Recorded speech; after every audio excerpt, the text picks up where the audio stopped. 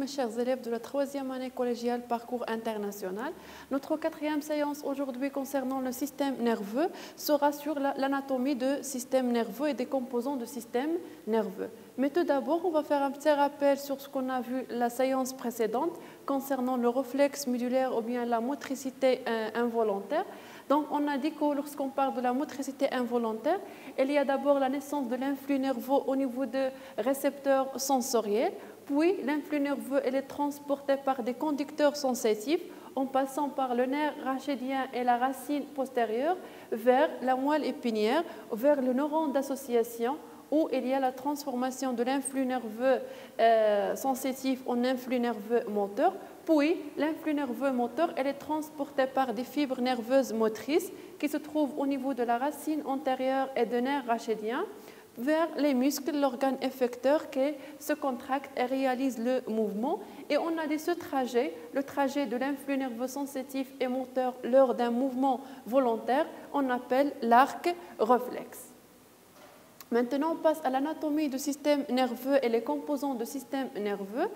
Lorsqu'on parle de système nerveux, tout d'abord, c'est un système biologique responsable de la coordination des actions avec l'environnement extérieur et de la communication rapide entre les différentes parties des corps. Donc, quels sont les composants de ce système? C'est ça ce qu'on va voir. Lorsqu'on parle de système nerveux, on parle de système nerveux central et système nerveux périphérique. Lorsqu'on parle du système nerveux central, elle est composée de l'encéphale et la moelle épinière. Et lorsqu'on parle du système nerveux périphérique, elle renferme normalement les nerfs. Elle renferme des nerfs. Donc, comme on a dit, le système nerveux elle est divisé en deux, système nerveux central et système nerveux périphérique.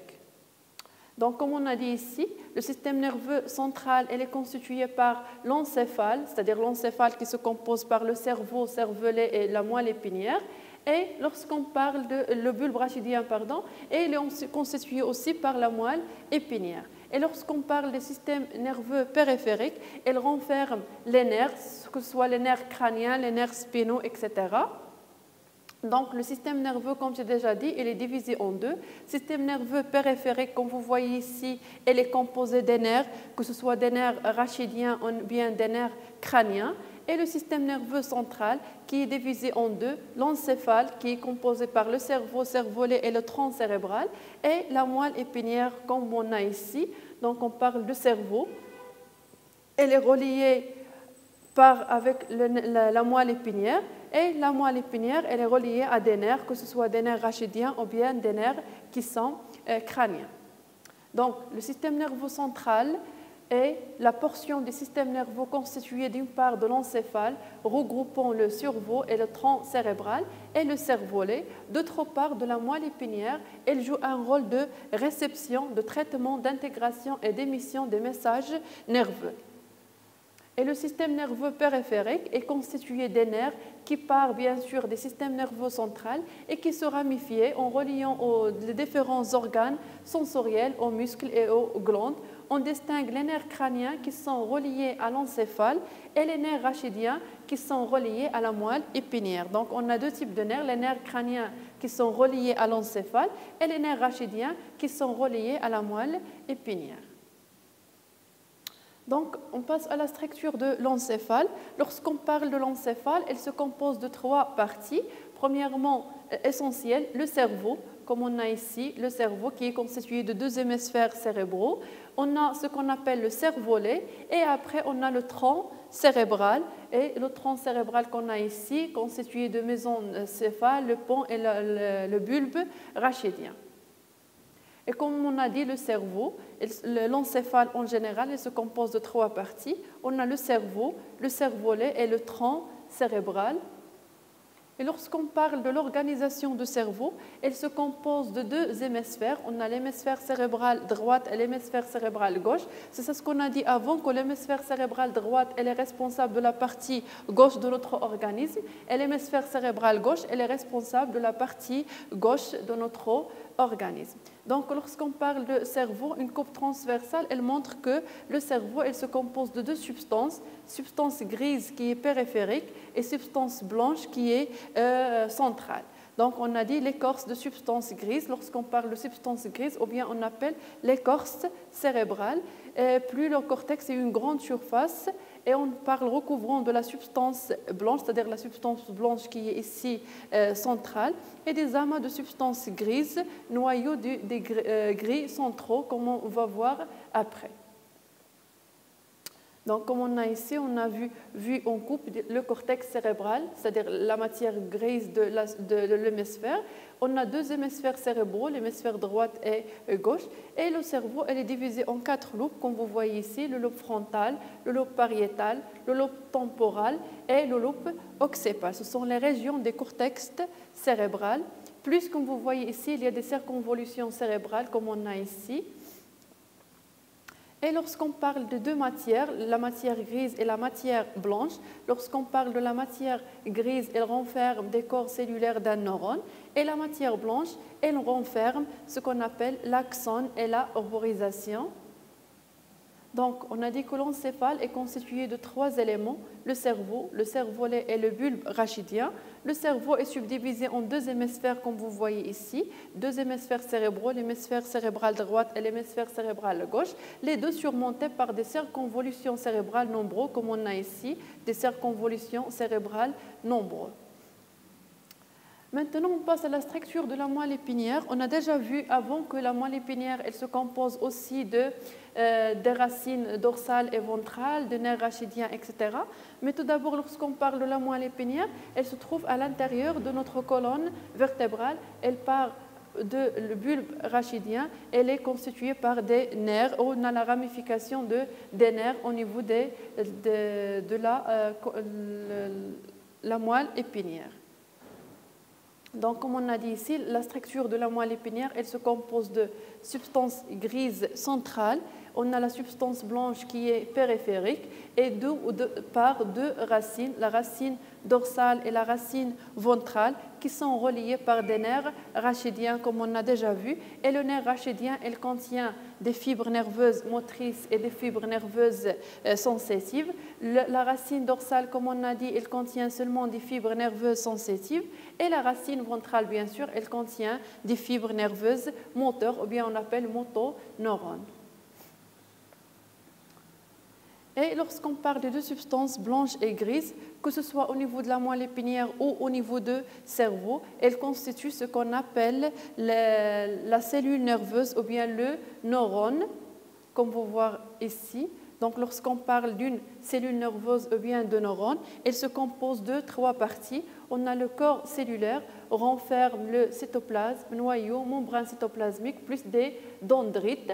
On a ce qu'on appelle l'axone aux fibres nerveuses et l'arborisation terminale qui contient des boutons synaptiques qui conduit à la propagation de l'influx nerveux, c'est-à-dire que la substance grise, elle renferme des corps cellulaires et lorsqu'on parle de la substance blanche, elle renferme l'axone et des fibres nerveuses et ça, que ce soit au niveau du cerveau ou bien au niveau de la moelle épinière, la substance grise, elle contient des corps cellulaires. Donc, une coupe transversale de la moelle épinière montre 2 régions, comme on a déjà dit. La substance grise au centre, sous forme de H, renferme les corps cellulaires des neurones.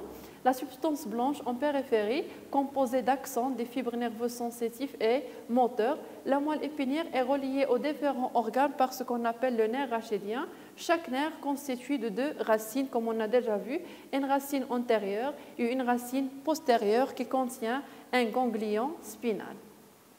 Donc, lorsqu'on parle de neurones ou bien de la cellule nerveuse, comme on a déjà dit, elle est composée par ce qu'on appelle le corps cellulaire qui contient le noyau, cytoplasme, membrane cytoplasmique bien sûr, plus des dendrites, l'axone qui permet la propagation de l'influx nerveux et qui contient des fibres nerveuses et des terminaisons neuronales qui contiennent des boutons synaptiques et qui permet aussi la transmission de l'influx nerveux.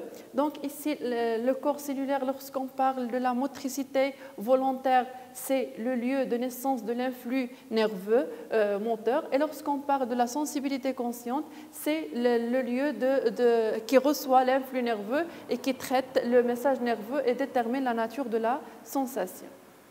Donc, la cellule du système nerveux, le neurone, on possède en moyenne 100 milliards de cellules nerveuses, c'est-à-dire de neurones. La longueur de trait court à jusqu'à 1 millimètre de longueur, ne se régénère pas sauf sous certaines circonstances, c'est-à-dire sous certaines conditions. Les cellules nerveuses, c'est parmi les cellules qui ne se régénèrent pas. Le rôle des neurones capte les stimulus. Lorsqu'on parle par exemple de la sensibilité consciente, elle capte les stimulus. Et lorsqu'on parle de la motricité volontaire, c'est le lieu de naissance de l'influx nerveux. Comme remarque ici, lorsqu'on a dit que la moelle épinière, elle contient deux substances grises et substances blanches, et le cerveau aussi, il contient deux substances grises et substances blanches. Mais la différence qui existe, c'est au niveau du cerveau, la substance grise, elle est périphérique et la substance blanche, elle est centrale. Par contre, lorsqu'on parle de la moelle épinière, la substance grise, elle est centrale et la substance blanche, elle est périphérique. Ça, c'est la différence qui existe entre les deux, mais que ce soit ici ou bien au niveau de la moelle épinière ou bien au niveau du cerveau, la substance grise, elle contient ou bien elle renferme des corps cellulaires. Donc, on a des substances grises, elle contient des corps cellulaires plus les dendrites, et la substance blanche, l'axone, c'est-à-dire les fibres nerveuses, c'est que ce soit au niveau du cerveau ou bien au niveau de la moelle épinière. Maintenant, on passe à la structure de nerfs. On a parlé de nerfs sciatiques, on a parlé de nerfs rachidiens, etc. Lorsqu'on parle de nerfs, on trouve qu'elles se composent de plusieurs fibres nerveuses, comme vous voyez ici. Ces fibres nerveuses sont reliées par ce qu'on appelle des tissus conjonctifs, et on trouve ici des vaisseaux sanguins plus des nerfs. Donc, une coupe schéma d'une coupe transversale d'un nerf, elle montre l'existence de plusieurs vaisseaux sanguins. L'existence des vaisseaux sanguins plus des fibres nerveuses qui sont reliées par des tissus conjonctifs qui forment ce qu'on appelle un faisceau de fibres nerveuses. Et on trouve aussi l'existence des nerfs, des fibres nerveuses aussi, c'est ça ce qu'on va voir. Donc, l'anatomie d'un nerf, vous avez le nerf rachidien ici. On a dit que le nerf rachidien, il se compose par des vaisseaux de nerfs, des fibres nerveuses, et chaque fibre nerveuse, elle contient aussi ce qu'on appelle des vaisseaux sanguins et lymphatiques, etc.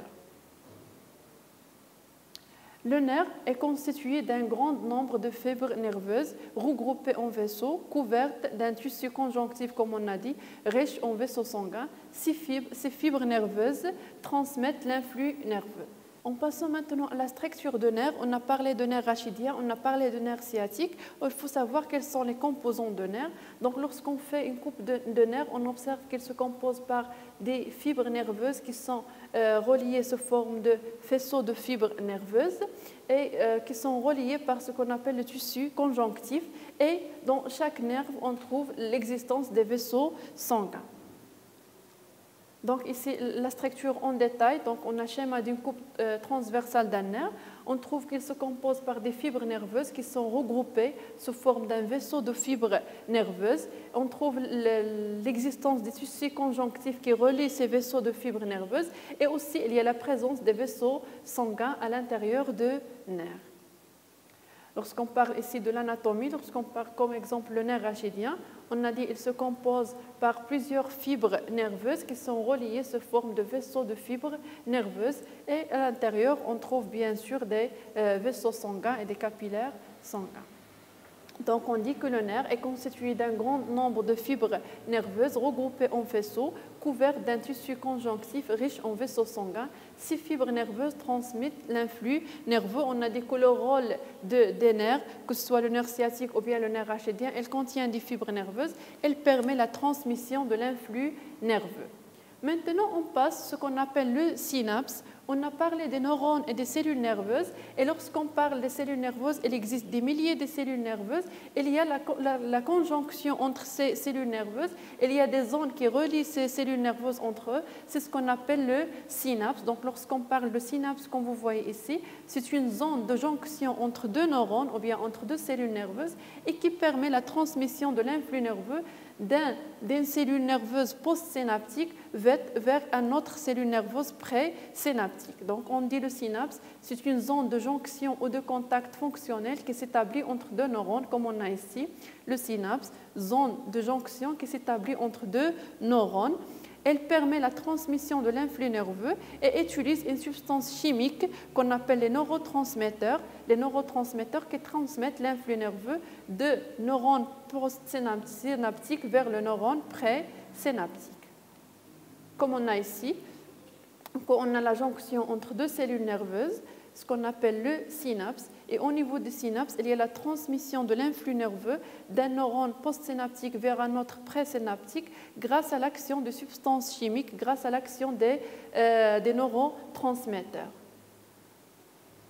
Donc maintenant, on passe à la dernière partie de notre chapitre concernant le système nerveux. C'est l'hygiène des systèmes nerveux, c'est-à-dire on va voir quels sont les dangers qui menacent notre système nerveux et quels sont les modes de prévention. Tout d'abord, commençons par les dangers qui menacent le système nerveux. Il y a plusieurs dangers. Parmi ces dangers, on trouve la fatigue mentale, le stress, le manque de sommeil, etc. Il y a aussi des pathologies qui affectent le cerveau comme l'Alzheimer, comme le Parkinson, etc. Aussi, l'alimentation déséquilibrée, elles peuvent provoquer des dégâts sur le système nerveux. Le tabagisme aussi.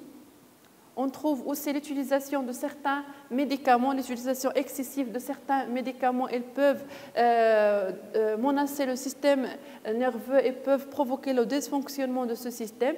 Il y a aussi les polluants physiques, c'est-à-dire les lumières fortes, les bruits, etc., surtout avec les téléphones, etc. Les lumières fortes, elles conduisent au dysfonctionnement de notre système nerveux. L'utilisation prolongée des jeux vidéo, la consommation de certaines substances comme les drogues et les alcools, l'alcool, etc. Donc ces substances, elles conduisent au dysfonctionnement du système nerveux, elles menacent le fonctionnement du système nerveux. Comme prévention de notre système nerveux, le système nerveux, comme on a dit, il est très important dans notre organisme. C'est pour ça que nous devons le protéger. Et pour le protéger, il faut éviter les facteurs nuisibles. Il faut adopter des facteurs bénéfiques tels que la pratique des sports régulièrement, surveiller notre alimentation, c'est-à-dire l'alimentation doit être équilibrée, dormir suffisamment, faire des exercices mentaux, passer du temps dans la lecture, la peinture, etc. Éviter les drogues, le tabagisme, l'alcool, c'est-à-dire éviter toutes les choses qui sont nuisibles au système nerveux et qui conduisent, comme j'ai déjà dit, au dysfonctionnement du système nerveux. Donc, chaque individu doit donc prendre conscience de la fragilité de son système nerveux, de la nécessité de le préserver et de ne pas l'exposer ainsi que celui des autres à des situations pouvant l'endommager partiellement ou définitivement. Et comme on a dit que les cellules nerveuses, c'est parmi les cellules qui ne se régénèrent pas, c'est-à-dire qu'il faut prendre soin de notre système nerveux et de composants de notre système nerveux. Comme remarque ici, on a parlé de synapse avant, donc l'activité du synapse peut être perturbée par différentes substances chimiques comme les drogues, les médicaments, etc. Toutes ces substances modifient la transmission des messages à travers le synapse en activant ou au contraire en bloquant l'action de l'ensemble récepteurs substances chimiques, ce qui peut avoir des répercussions profondes sur le comportement de l'individu qui ne perçoit plus correctement son environnement, c'est-à-dire ces substances, que ce soit les drogues, les médicaments, etc., elles bloquent l'activité de synapse et qui conduit à des répercussions de la comportement de l'individu, c'est-à-dire que le message nerveux ne passe pas correctement d'une cellule nerveuse vers l'autre. Comme on a ici l'exemple de l'alcool, par exemple, elle conduit à des perturbations au niveau de synapse, c'est-à-dire elle empêche le passage de l'influx nerveux d'une cellule nerveuse à l'autre, donc elle fait la perturbation de la transmission de l'influx nerveux dans notre système nerveux. Et comme conclusion, on a dit que le système nerveux est très important. Grâce à lui, nous pouvons voir, entendre, etc.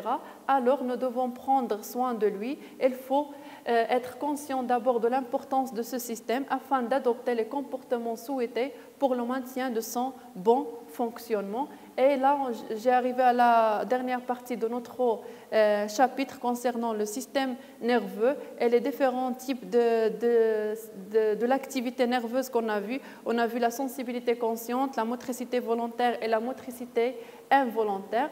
Donc, merci pour votre attention, mes chers élèves, et à la prochaine séance, Inch'Allah.